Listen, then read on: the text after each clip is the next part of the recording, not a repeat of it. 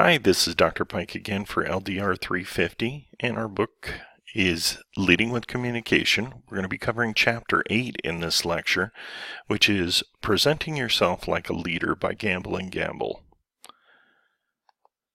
Moving to our first slide, we're going to talk about setting goals. And this is about setting nonverbal communication goals. Credible leaders have more followers because they exert more influence.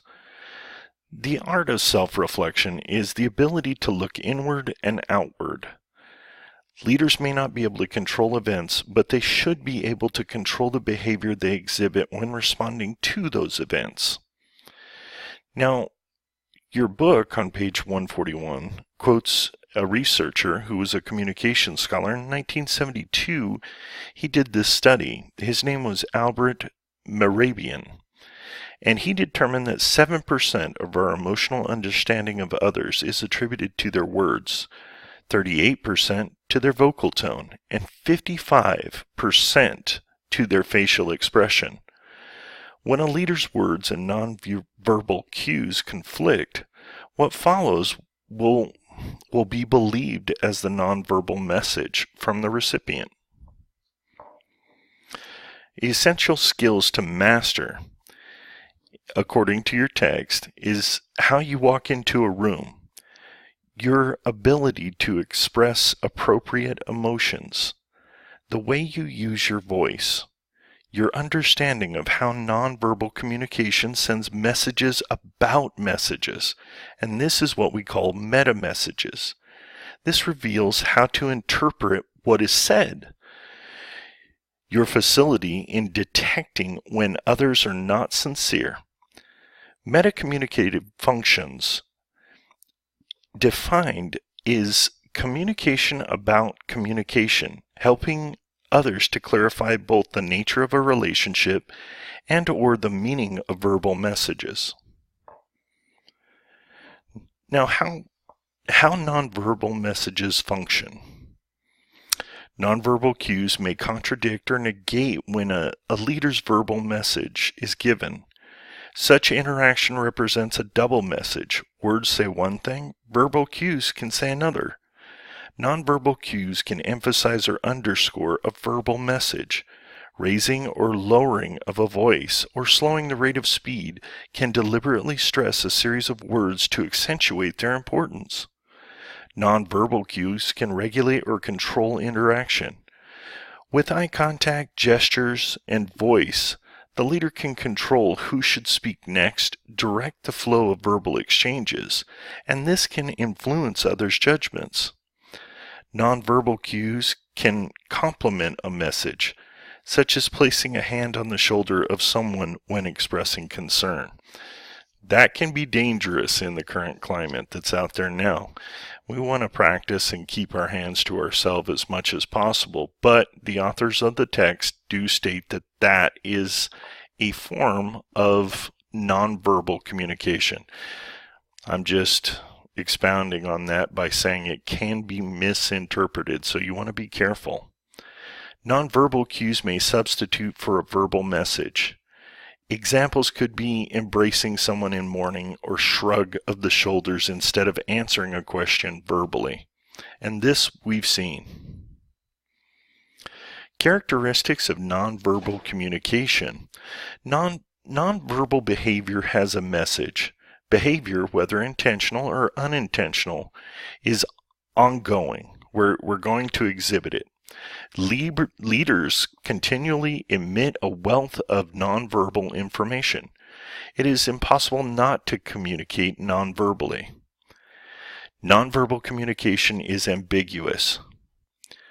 What we are communicating nonverbally is at risk for misinterpretation. One nonverbal cue can trigger a variety of meanings. All nonverbal behavior should be interpreted within a specific context. Nonverbal communication is primarily relational. Our primary means of revealing our inner states that typically are not readily transmitted using our words is through nonverbal communication. Frequently, we're unaware of the nonverbal cues we send. inadvertently revealing information we would rather conceal. A conscious intention to manage the impression we convey means that we will do our best to only communicate the message that we are trying to emit for our own best interest and the best interest of our organization. Using nonverbal communication to project leadership. Recognizing the power of congruence is the first step to be perceived as congruent and is essential for a leader to be perceived as a leader. The nonverbal messages the leader emits consciously and unconsciously determine whether followers would judge him or her to be credible, which in turn determines whether they will be convinced to follow the leader. Moving on to power and appearance. Because we look at appearance when assessing leaders, leaders work at communicating the image they want others to perceive. Leaders will sometimes even alter their appearance to enhance their looks, and this can have the opposite effect desired, as it can impair the leader being able to use nonverbal communication to enhance understanding. It has also been found to interfere with empathizing abilities. And the text gives an example of Botox freezing facial movements. I'm sorry, not Botox, Botox. That can be harmful to an authentic communication effort. Dressing in high-status clothes, having an individual sense of style, and standing tall can each individually and together help convey the leader's position and dominance. First impressions do count. Leaders tend to engage in self-monitoring. They're aware of their own behavior and how it affects others. This makes them better equipped to take steps to adjust their behavior to meet the needs and expectations of others. The leader's body language. Leading with kinesics. Kinesics is a Greek word meaning movement. Study of relationship between body language and communication, including the study of facial expression, posture, and physical gestures. When we're talking about kinesics, we're talking about a person's face. And this is usually the first thing that we see in encounters, and it can be the single most important broadcaster of emotions.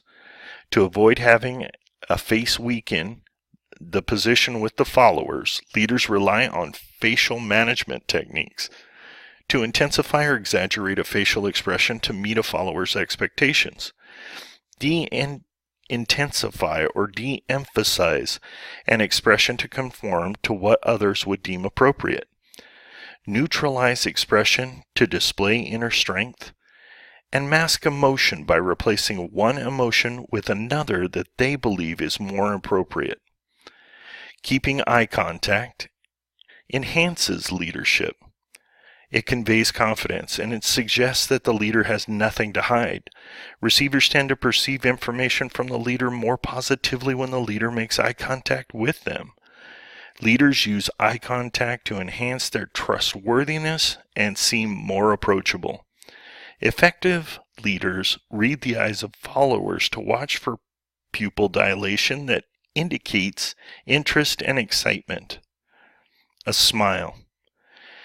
This is broken down on page 148 of the text as a power grin, which raising the chin so they look down on others with a dominant but false smile. A social smile, seen as more genuine, can meld minds with supporters. Posture is very important. Keeping your head raised, keeping the posture straight and erect. The taller you seem, the more powerful you appear.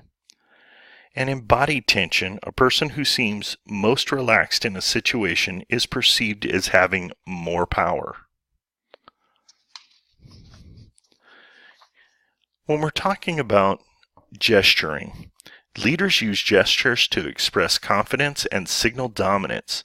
Extending the thumbs up expresses confidence in thoughts and circumstances.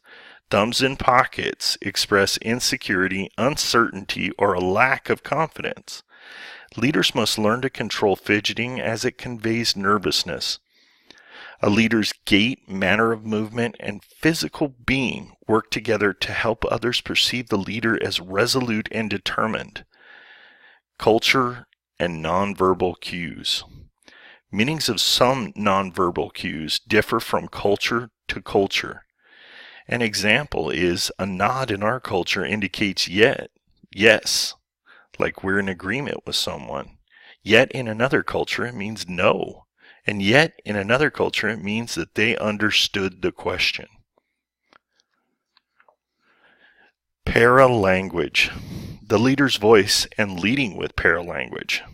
Paralanguage includes the elements of speech that are not standard to words such as pitch, the highness and lowness of a voice, volume, its loudness or softness, tempo, either rapid or slow, the uses of pauses and their frequency and duration, the presence or absences of disfluencies, any variation of breaks, false starts, or irregularities that occur within the flow and otherwise fluent speech. How something is said is usually interpreted by receivers as what it was said. A leader's voice should convey control and confidence. Deeper voices are considered more authoritative. Many people tend to associate high-pitched voices with helplessness, tenseness, and nervousness. Effective leaders display fewer hesitation phenomena or vocal distractors such as and How you speak significantly affects the meaning people give to your words. Now, when we're talking about space or spatial awareness, the sphere of influence, some people call it, or the distance at which is comfortable to elicit better communication, and this is called proxemics. And this is what we're going to call the leader's space, or leading with proxemics. Leaders use space and Leaders use space and distance differently due to their power. Leaders are given more personal space, and they also control the degree of approach. Leaders are able to enter the personal space of someone with less status easily. A leader's office furnishings are just as important, and they communicate either formality or informality, status and power, and approachability. Leaders will typically sit at the head of a conference table to establish control. Different cultures give different meaning to proxemic cues.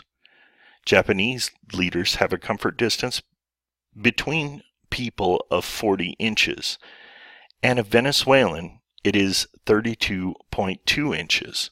So you want to be mindful of the distance you are with the culture of the person in which you're speaking.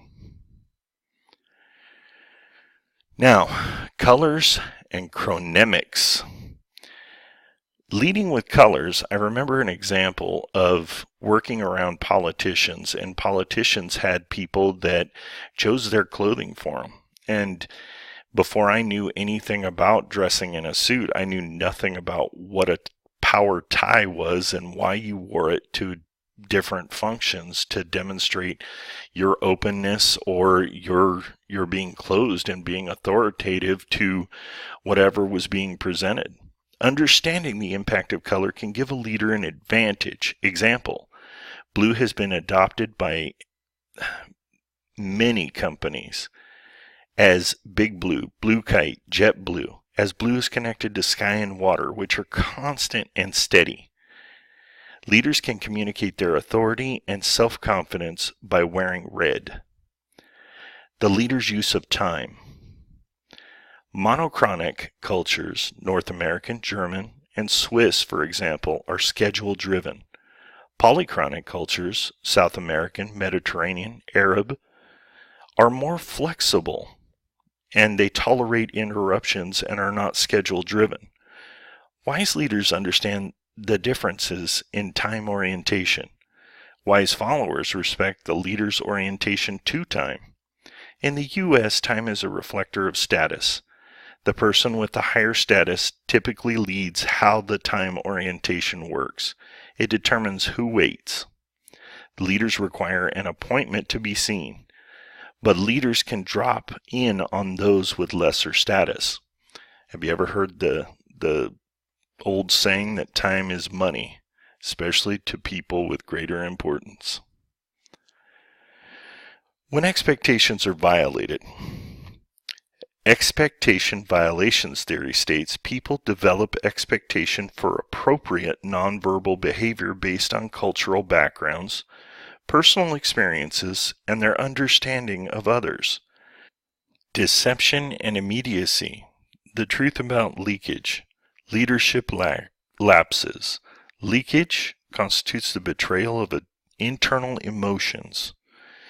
And there are many examples in your text on page 154 speaking about different politicians, if you will, having these lapses and engaging in the deception. Different strategies to deceive include falsification, creating a fiction, concealment, not revealing a reason for an action, equivocation, changing the subject and dodging the issue.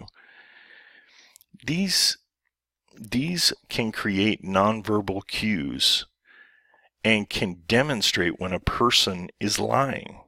Nervous displays include excessive blinking, vocal tension, extraneous fidgeting, a fixated facial expression. Negative emotional signs include limited eye contact and vocal agitation. There is such a thing as incompetent communication, and this is where leaders make numerous speaking errors. They display frozen or rigid posture. They exaggerate their gestures. They display little spontaneity in communication, shift pitch more often in an attempt to over-control their voices. Immediacy is the degree to which someone appears to be approachable or likable. When we're looking for nonverbal cues of likable or approachable people, we look for direct eye contact, maintaining a close physical distance, exhibiting of natural body movement, smiling, vocal expressiveness, and variety in what they're saying. Leaders need to focus on mastering nonverbal cues to enhance leadership. Effective leaders are other-oriented, proficient self-monitors, and keen observers of others.